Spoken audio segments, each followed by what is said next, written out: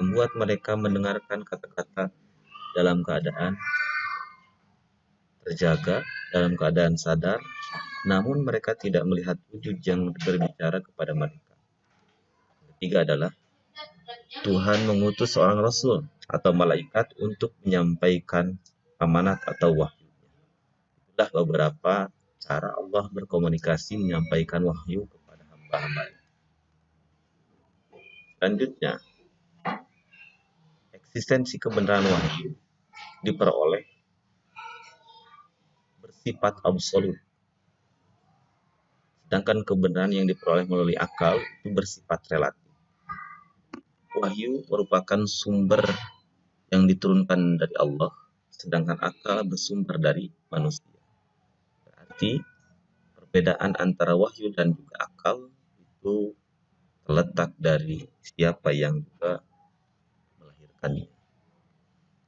Kedudukan wahyu pasti tidak akan bisa dirubah, tetapi akal mungkin saja itu bersifat relatif atau bisa benar dan juga bisa salah. Kemudian kita akan mengetahui pengertian akal.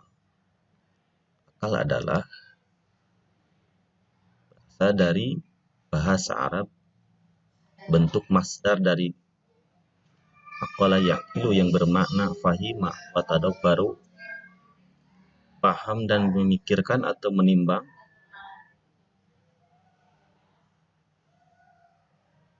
Maka akal sebagai masdar memiliki makna kemampuan memahami dan memikirkan sesuatu. Sesuatu tersebut adalah sebuah ungkapan, suatu fenomena, dan lain-lain yang bisa dijangkau oleh panca indera, oleh mata, oleh penglihatan, oleh rasa, hati, dan lain sebagainya. Kemudian secara epistemologi ataupun istilah, kata akal dapat diartikan sebagai daya berpikir yang ada pada diri manusia untuk memperoleh pengetahuan dengan memperhatikan alam sekitarnya, alam semesta, alam yang ada di sekitar manusia ataupun makhluk tersebut. Selanjutnya adalah, menurut Al-Ghazali, akal dapat diartikan dalam 3 pengertian. Yang pertama adalah akal didefinisikan sebagai potensi yang membedakan manusia dengan binatang dan menjadikan manusia mampu menerima berbagai pengetahuan. Yang kedua adalah akal merupakan pengetahuan yang diperoleh seseorang berdasarkan pengalaman yang dilaluinya dan akan memperhalus budi. Yang ketiga, akal merupakan kekuatan insting yang menjadikan seseorang mengetahui dampak dan akibat semua persoalan yang dihadapinya hingga dapat mengendalikan hawa nafsu.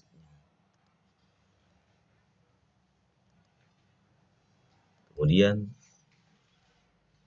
akal dalam pengertian inilah yang kemudian dikontraskan dalam ajaran Islam dengan konsep wahyu sebagai sumber pengetahuan dari luar diri manusia, yaitu yang bersumber dari Allah Subhanahu wa Ta'ala.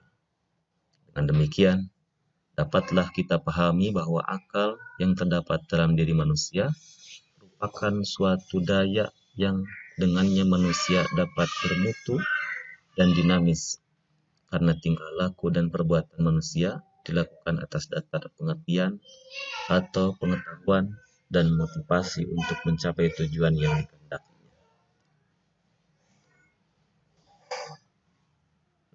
Selanjutnya ada beberapa pendapat dan juga perspektif yang disampaikan oleh aliran-aliran ilmu kalam yang sudah masyhur.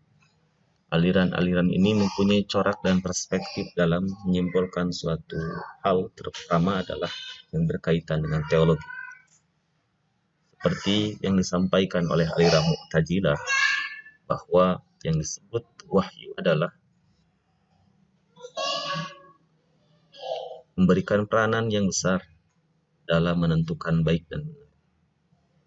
Namun, aliran Mu'tazilah juga menyadari bahwa akal manusia memiliki keterbatasan, yang hanya mampu mengetahui baik dan buruknya saja sesuatu secara universal ataupun secara umum.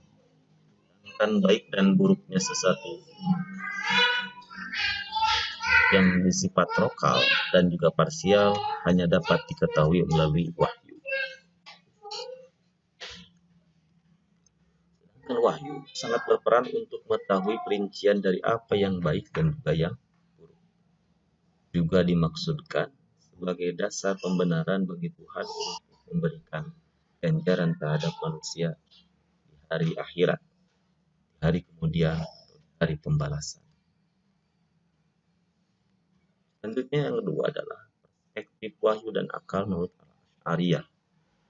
Menurut Al-Asy'ari, akal tidak dapat mengetahui baik dan jahat, dan hanya dapat mengetahui Tuhan.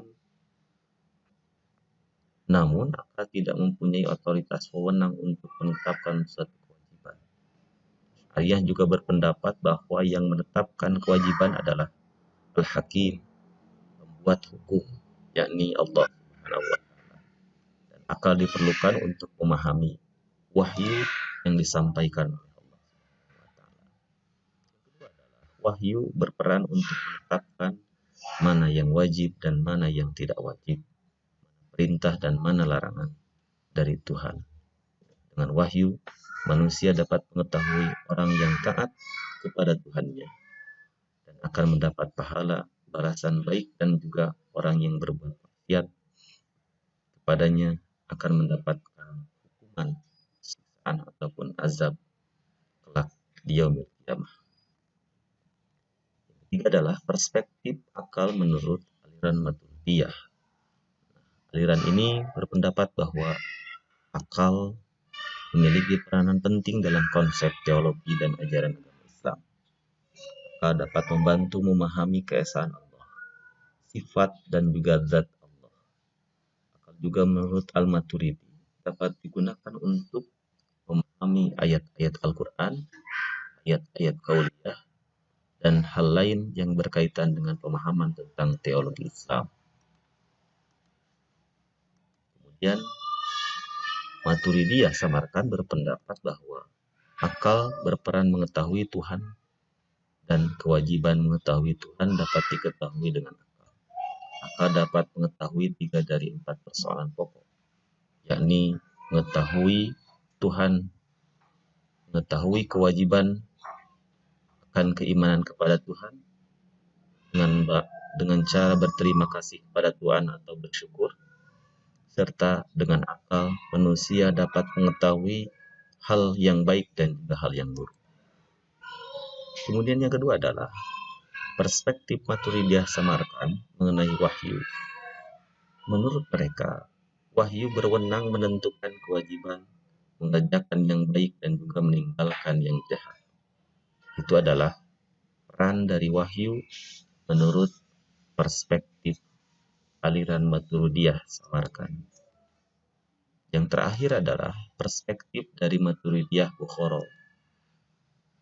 Menurut mereka, akal tidak dapat mengetahui kewajiban-kewajiban yang diperintahkan oleh Tuhan, melainkan hanya mengetahui sebab-sebab dari proses kewajiban itu menjadi sebuah produk yang wajib untuk dilaksanakan.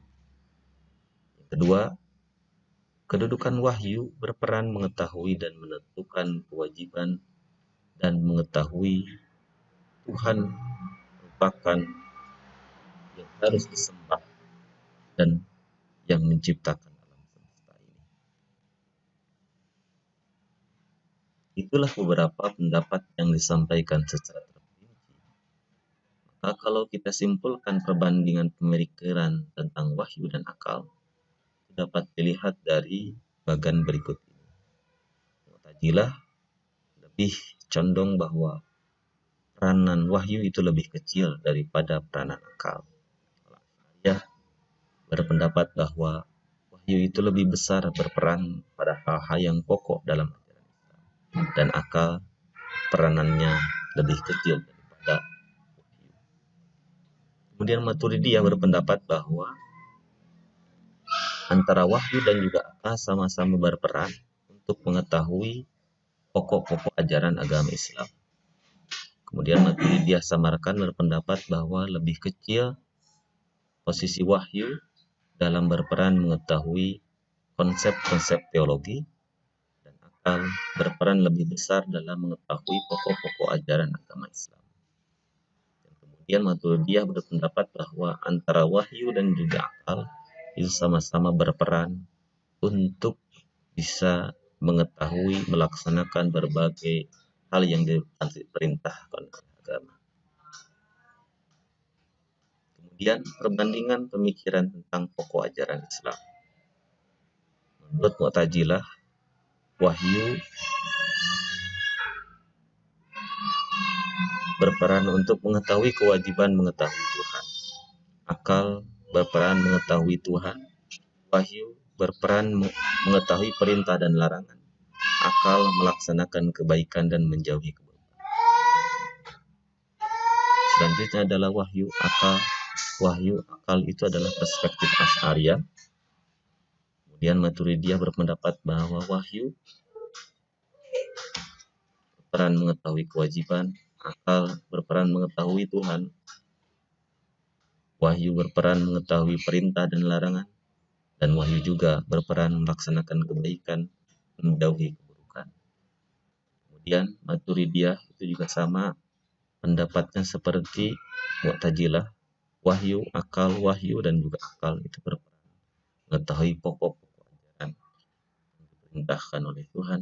Dan terakhir, Maturidiyah berpendapat bahwa wahyu berperan mengetahui kewajiban tentang Tuhan, wahyu dan akal berperan mengetahui Tuhan, wahyu berperan mengetahui perintah dan juga larangan, wahyu berperan melaksanakan kebaikan dan juga menjauhi keburukan. Itulah pemikiran-pemikiran dari aliran-aliran ilmu kalam tentang wahyu dan juga akal, dan tentunya juga pembahasan mengenai akal dan juga wahyu. Demikian bahasan terkait dengan wahyu dan juga akal, perspektif aliran-aliran ilmu kalam. Terima kasih. Wassalamualaikum warahmatullahi wabarakatuh.